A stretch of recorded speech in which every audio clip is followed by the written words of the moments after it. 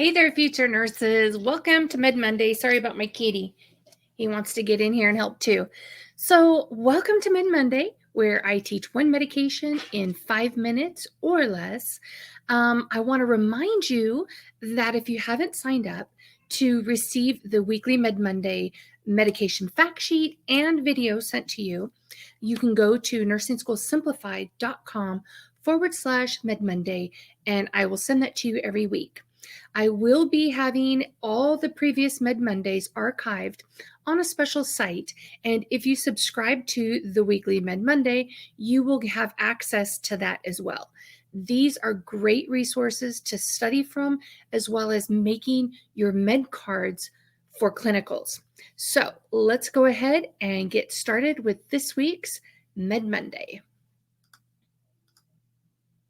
So this week we're going to be talking about enoxaparin, otherwise known as Lovenox, which is the trade name.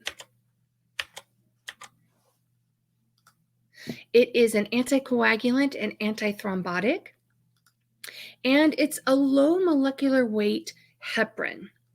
It's given subcutaneously in fat, usually in the abdomen, but we'll talk about that in just a minute.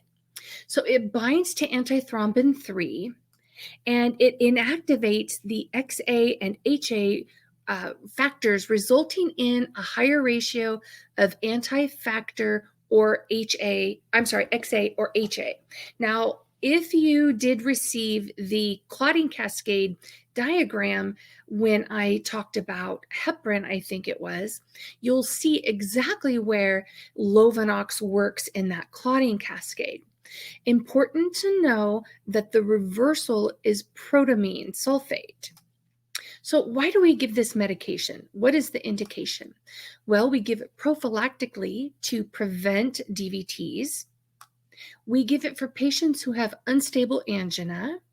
And if you listened to the Nursing School Simplified podcast, you would know what unstable angina is in the episode where I discussed the three types of angina. It's also given in patients with acute MI. It's given in patients who have coronary artery thrombosis. And our contraindications include hypersensitivity to either the enoxaparin, heparin, or pork. Now, I have asked a Jewish friend and a Muslim friend what the take is on medications that are derivatives of recombinant DNA from pork. And I was told that if the medication is necessary and there are no other alternatives, then yes, it is okay to use or take the medication. But you should always check with your patients. It's contraindicated in active bleeding, in hemophiliac patients, patients with thrombocytopenia purpura, and heparin-induced thrombocytopenia.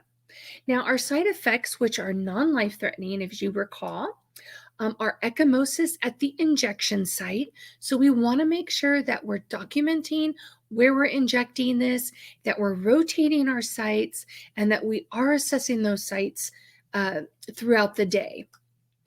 Hyperkalemia in renal failure patients. So usually in our renal failure patients, rather than Lovenox, they can get heparin. And bleeding.